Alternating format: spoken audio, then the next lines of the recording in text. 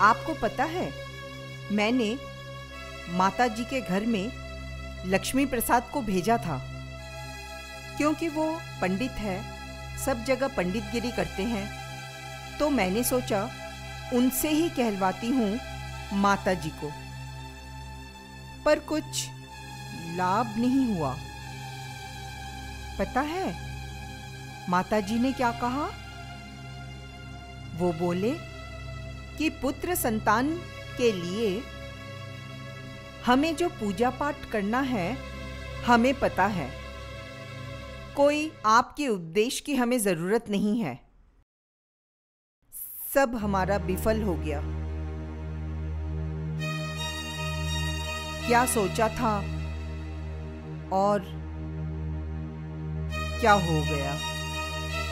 मुझे तो लगता है कि शायद लक्ष्मी प्रसाद ने ही ठीक से उन्हें समझा नहीं पाए, इसीलिए वो नाराज हो गए हैं। उन्होंने सोचा होगा कि शायद हमने ही लक्ष्मी प्रसाद को भेजा है उनके पास। अब मैं क्या करूं? सब विफल हो गया। मैं भी आपको क्या बताऊं, ये सुझाव तो मैंने आपको ही दिया था। जब जब हम कचहरी में गए तब देखा आपके भाई साहब और विश्वनाथ जी की नजर उन दस्तावेजों के ऊपर टिकी हुई है। ऐसा लग रहा था जैसे हमारा उद्देश्य उनको पहले ही पता चल गया है। इतना भी मौका नहीं दिया जो हमारा मकसद पूरा हो सके। अब इसमें आपकी क्या गलती है? सब मेरा नसीब है, मेरा नसीब ही खराब है।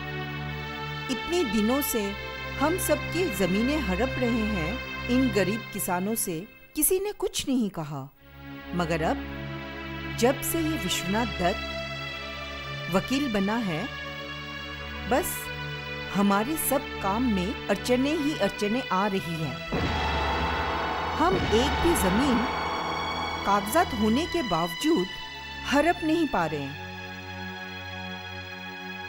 अच्छा, आप मुझे एक बात बताइए, ये जो विश्वनाथ दत्त जी हैं, वो सब ठीक कर रहे हैं? जो कह रहे हैं सब ठीक है वो, और हम जो कह रहे हैं सब गलत है वो। अरे, ये जो गरीब लोग हैं, इनकी जमीन हड़प कर हम अमीर बन रहे हैं। तो ऐसे करके ही तो अमीर बनते हैं। क्या धर्मात्मा और महात्मा बनकर कोई अमीर बन जाता है? फिर तो हमें संत बनना पड़ेगा और जंगलों में रहना पड़ेगा, है कि नहीं? मेरे पति विश्वनाथ दत्त को यही बार बार समझाने की कोशिश की, मगर वो अपनी झूठी शान, आदर्शवाद, मतवाद यही पड़े हैं और हमें ठुकरा दिया। अब आप ही बताइए, ये पूरा कैलकाटा गांव में जितने भी किसान हैं, क्या वो सारी जमीन उनकी है? कोई ना कोई जमींदार तो है जो ये सब किसानों की जमीन लेकर बैठे हैं। ये विश्वनाथ दत्त पता नहीं अपने आप को क्या समझते हैं। तो उन्हें ही करना चाहिए ना, इन गरीब किसानों को जमीन दिलाने का उन्हें ही ठेका लेना चाहिए। जितने सारे भूमिहीन किसान हैं, उनको विश्वनाथ दत्त जमीन दिलाए, उन्हें उनका हक दिलाए, तब तो मैं देखूं कि कितना वो कर सकते हैं विश्वनाथ दत्त। और तो और हम उन्हें मुंह मांगा दाम देने के लिए भी तैयार थे। वो जो मांगते पैसा हम दे देते, पर नहीं, वो अपनी नीति से नहीं हटेंगे। और उनके माताजी ने क्या कहा मालूम है? कि पैसों से विश्वनाथ दत्त को खरीदा नहीं जा सकता है। ये उनके असूलों के खिलाफ है। लेकिन कल अगर विश्वनाथ दत्त का उपार्जन खत्म हो जाए, बंद हो जाए, तब कहाँ जाएगी उनकी आदर्श नीति? ऐसा दिन जरूर आएगा एक दिन, और तब देखना वो तड़पते रहेंगे और हम उनकी मदद करने के लिए नहीं जाएंगे। ये विश्वनाथ दत्त हमारे परिवार में एक अपशगुन बनकर रह गए हैं। इतनी सारी जमीनें आज हमारे पास होकर भी नहीं है। जब से वो वकील बने हैं, पता नहीं, हमारी तो रातों की नींद हराम कर दी है। चलिए, कोई बात नहीं। आपने तो अपनी तरफ से पूरी कोशिश की। मेरा नसीब खराब था। आप अपने आप को अपराधी मत समझिए। आपने पूरी कोशिश की। अभी आप आइए। ठीक है, मैं आता हूँ, लेकिन ये भी बोल के जाता हूँ, मैं बहुत जल्द आपको एक अच्छा समाचार दूंगा। ठीक है, मैं सब देख लूंगी। अब आप आइए। दादा, कब तक हम इन सिपाहियों से छिपते फिरेंगे? मेरा खून खौल रहा है। दादा, इन सिपाहियों के पास है क्या? हाँ, सिर्फ 2 डंडे? अगर आप बोलो ना तो इन दोनों को अभी टपका डालते हैं। दादा, एक बार आप हुक्म तो करो। मेरे घर के पीछे जो झाड़ी है ना, उसमें मैंने बम रखे हैं। एक ऐसा फेंकूंगा, पंडित का भेजा उड़ जाएगा। दादा, अगर आप आदेश करें ना तो अब इन दोनों को फोड़ डालते हैं। शांत हो जाओ, शांत हो जाओ। इन दोनों को फोड़ने से क्या मिलेगा? अरे गद्दारों को पहचानना सीखो। हमारा सबसे पहला गद्दार है पंडित। वही तो बोल रहा हूँ दादा, अगर आप हुक्म करें ना तो उस पंडित को अभी के अभी फोड़ डालते हैं। नहीं, इस सिपाहियों का कड़ा पहरा है। ये नेक काम हम रात के अंधेरे में करेंगे, ठीक है? हाँ दादा, पक्का। ठीक है, चलो।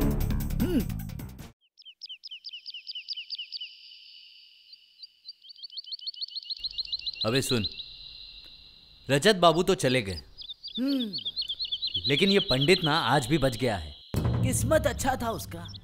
वही तो। लेकिन ये कब तक बच के रहेगा? कब तक इसको ये मलीच लोग बचा के रखेंगे? एक ना एक दिन ना ये मेरे फांसे में आएगा। वो मलीच बोला, मेरे बड़े साहब को बोला मलीच। हाँ, मैं तुमको मलीच बोला हूँ और तुम्हारे साहब को बोला हूँ। क्या कर लोगे हमारा? तुमको पता है, एक छोटी सी गलती के लिए मेरे बॉस मेरे साहब का सजा देते हैं। कुछ पता है? तुम क्या कोई अंग्रेज की औलाद हो? अरे तुम इसी धरती माँ की औलाद हो, और तुम्हें अंग्रेज लोग क्या देते हैं? सिर्फ 2 पैसों के लिए तुम उनकी गुलामी करते हो। अरे तुम लोग मलिच हो, मलिच, और तुम्हारे साहब भी मलिच है। मैं ईस्ट इंडिया कंपनी का सिपाही हूँ और मुझे गुलामी पसंद है।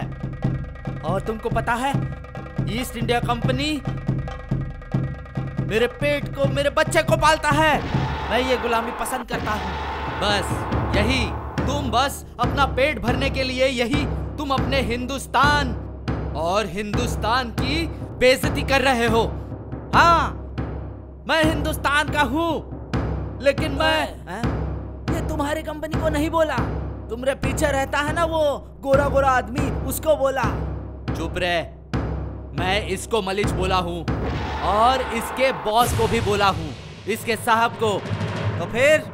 तो फिर सजा पाने के लिए तैयार हो जा। सजा क्या? अगर भारत माता के लिए ना सजा क्या, अपनी जान भी कुर्बान करने के लिए तैयार हूँ।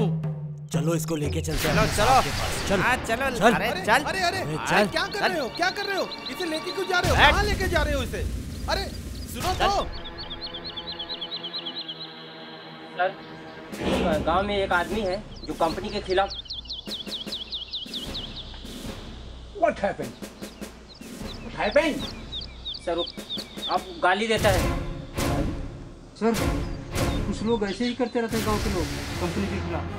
तो तुम उन लड़का को पकड़ो, 50-50 कोड़ा मारो। It's my order. जैसा हुकुम आपका Okay, सर। मेरे बेटे को बचा लीजिए बाबा जी, मेरे बेटे को बचा लीजिए। वो लोग आए 500 लोग आए, अंदर बाहर चले गए माता जी। कोई कसूर नहीं, कोई कसूर नहीं माता जी, उसका कोई कसूर नहीं है, बस मदद से बोला था बस। यही छोटी सी बात है। चलो मैं देखती हूँ क्या हुआ। चलो चलो।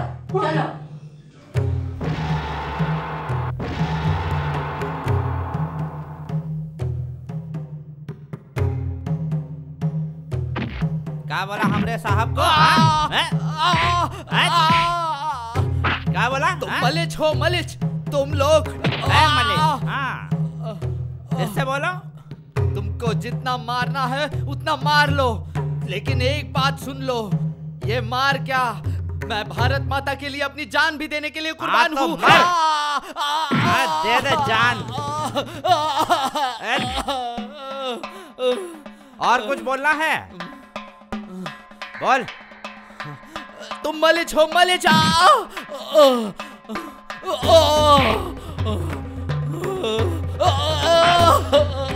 तुम जितना चाहो उतना मार लो, लेकिन एक बात सुन लो, भारत माँ की कसम, मैं ना तुम्हारे साहब के सामने ना मैं अपना सर झुका सकता हूँ। मैं अपनी भारत माता के लिए अपना सर कटा सकता हूँ, पर झुका नहीं सकता। भारत माता से तुझे बहुत प्रेम है ना? देखते हैं कौन सी भारत माता तुझे बचाती है।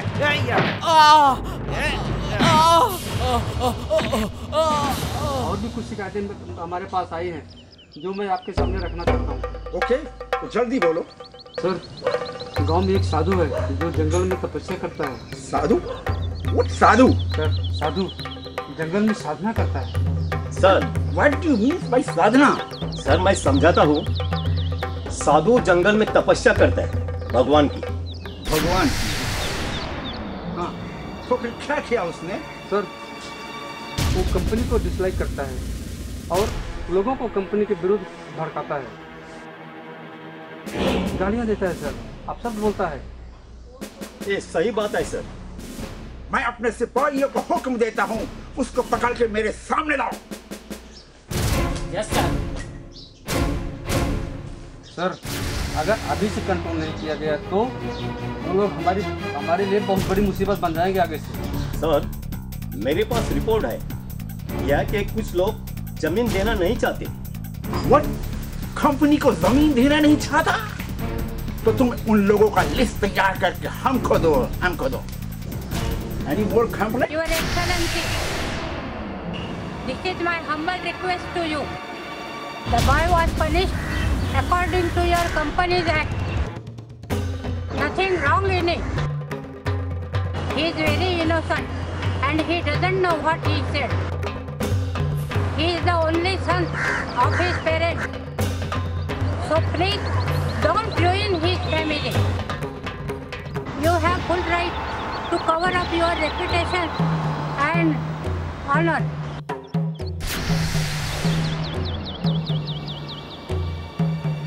Who is this woman? Sir, वो एडवोकेट विश्वनाथ दत्त है ना, उनकी माता जी। Oh, I see.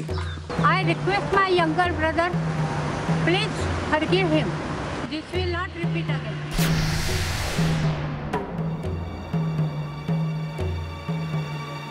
Okay.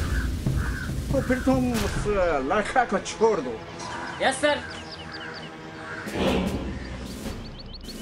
Thank you, Your Excellency.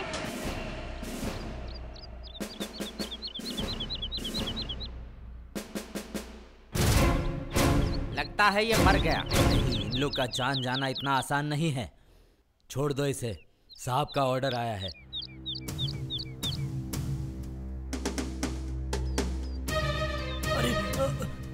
कुछ नहीं होगा तुझे, कुछ नहीं। मैं है ना, मैं हूं ना, कुछ नहीं होगा। डर मत, अभी छुड़ा रहा हूं। चल, कुछ नहीं होने दूंगा तुझे। I know Advocate Vishwanath Dutt. He's a very gentle person. सर, विश्वनाथ दत्त है ना, वो तो बहुत ही ऑनेस्ट है, बट उसके आसपास रहने वाले लोग ऑनेस्ट नहीं है सर। तो मुझे उन सब लोगों का नाम और पता चाहिए, ओके? बेटे, इस बच्चे को तो मैंने संभाल लिया, लेकिन ये लोग ये ना समझ ले कि मैं ब्रिटिशों से मिली हूँ। मैं नहीं सह पाऊंगे वो इस उम्र में। नहीं माँ, तुम फिक्र मत करो, ऐसा मैं कभी होने नहीं दूंगा।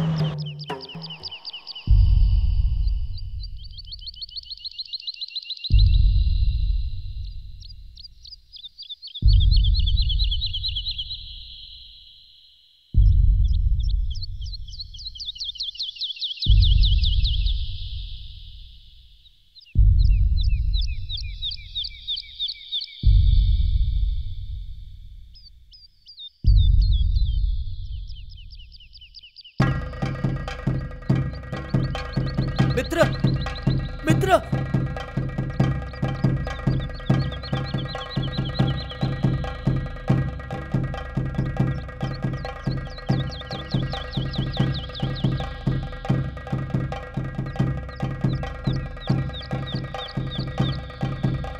मित्र,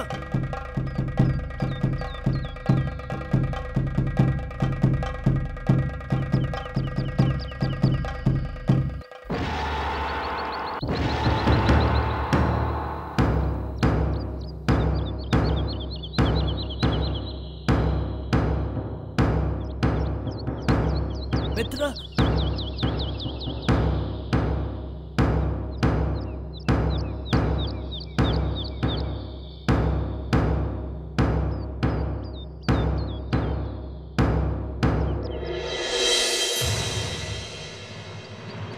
चल तुझे तेरे बापू के घर छोड़ देता हूँ।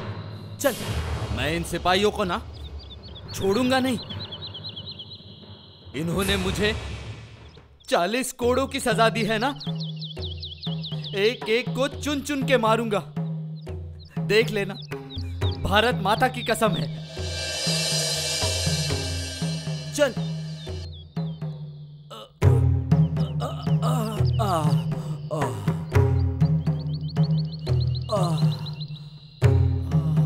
बापू भी हमारे वही सोचते हैं। जिस रास्ते पे हम चल रहे हैं, बापू भी उसी रास्ते पे चल रहे हैं। लेकिन एक बात है, बापू का रास्ता अलग है और मेरा रास्ता अलग। माँ, तुम थक गई हो, जरा यहाँ बैठते हैं। मैं जरा देख के आता हूँ, अगर कोई टांगा मिल जाए। आराम से बैठो।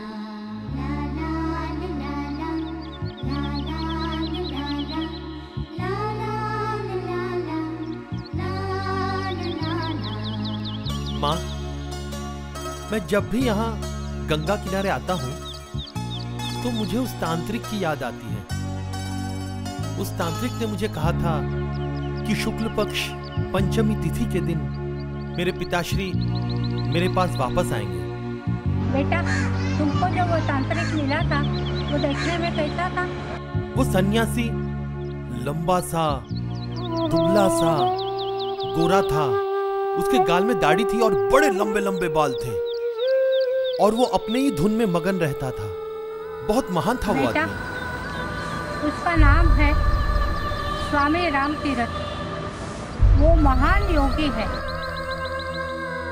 आज तक मैंने तुमको बताया नहीं, लेकिन उसी तांत्रिक ने तुम्हारे पिताजी को सन्यासी बनाया।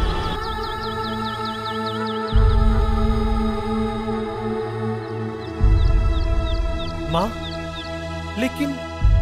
लेकिन वो सन्यासी तो सिर्फ 20-25 साल का ही दिखता है। वो मेरे पिताश्री से सन्यासी कैसे बना सकते हैं? ये कैसे मुमकिन है? सन्यासी की उम्र का कोई पता नहीं होता है और उनकी उम्र 100 साल की हो सकती है। और बेटा, काशी में तुम जब नदी पार कर रहे थे तब डूब गए थे, तब उसी ने तुमको बचाया था। माँ, ये क्या कह रही हैं आप? ये कैसे मुमकिन हो सकता है? ये सच है बेटा, और इसीलिए आज तक मैं चुप रही।